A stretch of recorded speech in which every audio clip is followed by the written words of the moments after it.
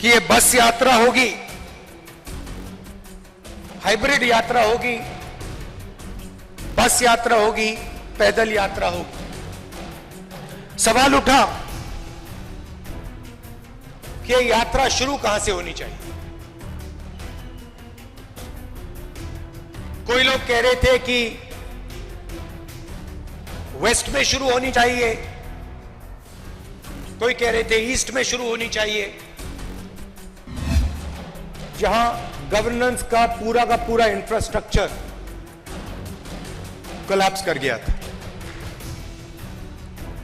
जिसको हम मणिपुर कहते थे। 29 जून के बाद वो मणिपुर रहा ही नहीं, बट गया। कोने कोने में नफरत फैली, लाखों लोगों को नुकसान हुआ,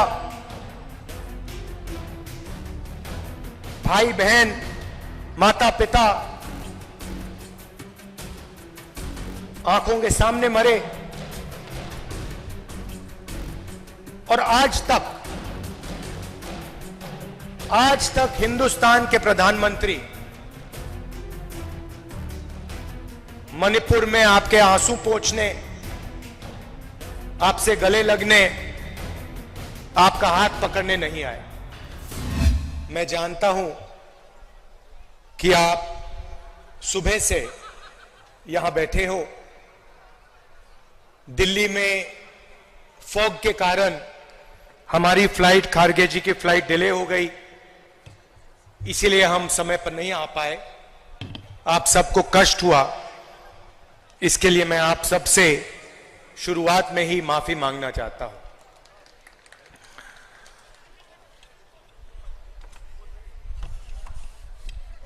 उनतीस जून को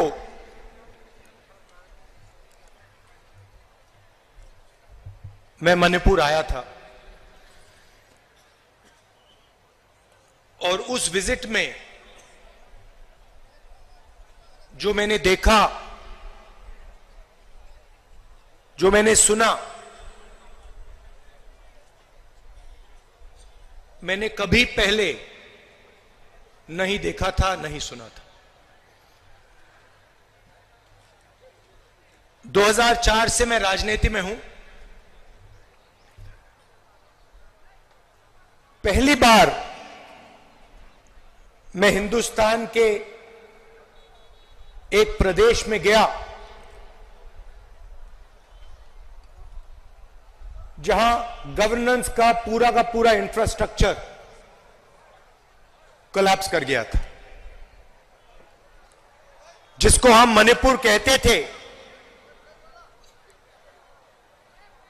29 जून के बाद वो मणिपुर रहा ही नहीं,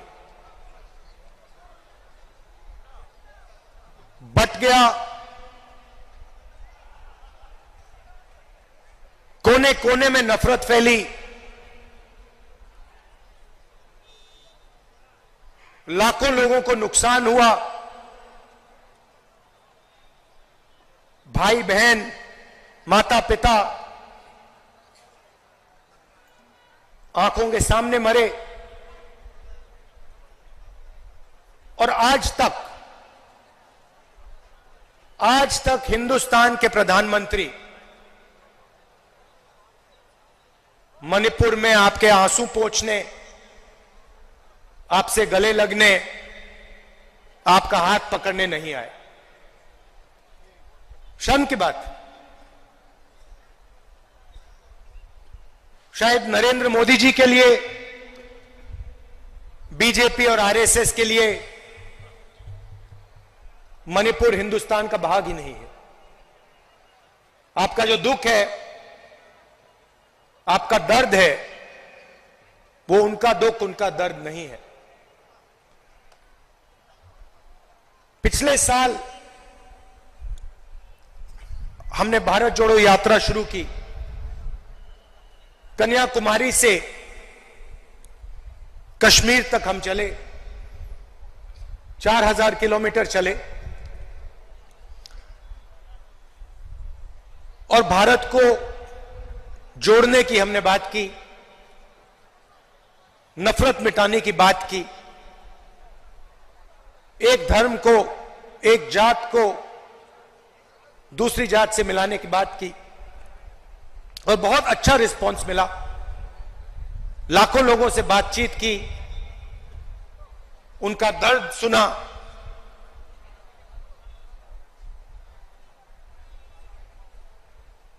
मुश्किल था मगर बहुत अच्छा लगा। लोगों ने कहा कि कन्याकुमारी से कश्मीर तक यात्रा की है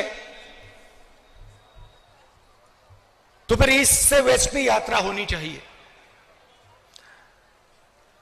और मैं चाहता था कि जैसे हमने पैदल यात्रा की कन्याकुमारी से कश्मीर, वैसे ही हम ईस्ट से वेस्ट पैदल यात्रा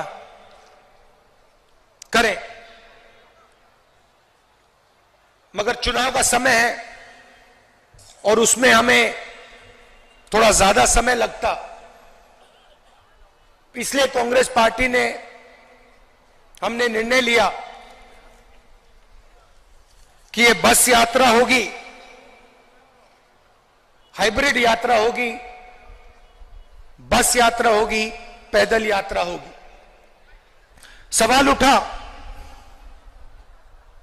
कि ये यात्रा शुरू कहां से होनी चाहिए। कोई लोग कह रहे थे कि वेस्ट में शुरू होनी चाहिए, कोई कह रहे थे ईस्ट में शुरू होनी चाहिए। और मैंने साफ कहा कि अगली भारत जोड़ो यात्रा सिर्फ मणिपुर से ही शुरू हो सकती है और कहीं से नहीं शुरू हो सकती।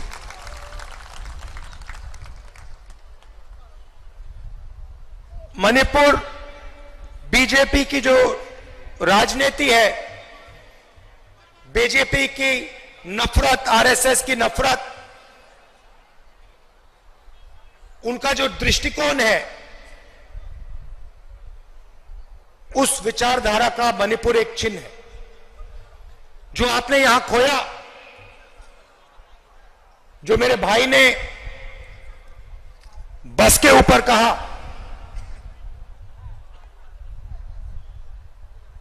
कि we have lost what is most precious to us, you have lost it because of the ideology of the BJP, because of the politics of the BJP, because of the hatred that the BJP and the RSS spread in their politics. I was listening to my brother when he was saying we have lost what we valued, and I was thinking to myself, yes, you have lost what you have valued, but we will find what you valued once again and bring it back to you. We understand, all of us on the stage understand the pain that the people of Manipur have been through. We understand the hurt, the loss, the sadness that you have been through. And we promise you, we commit to you that we will bring back what you valued. We will bring back the harmony, the peace, the affection that this state has always been known for. Question arises, why Nyaya Yatra? Because we are going through a period of great injustice in India. Social, economic, and political injustice. Injustice against the people of Manipur, the traditions of Manipur, but also injustice across the nation. Economically, monopolies are being built. Few people are getting access to all the wealth of the country. One or two businesses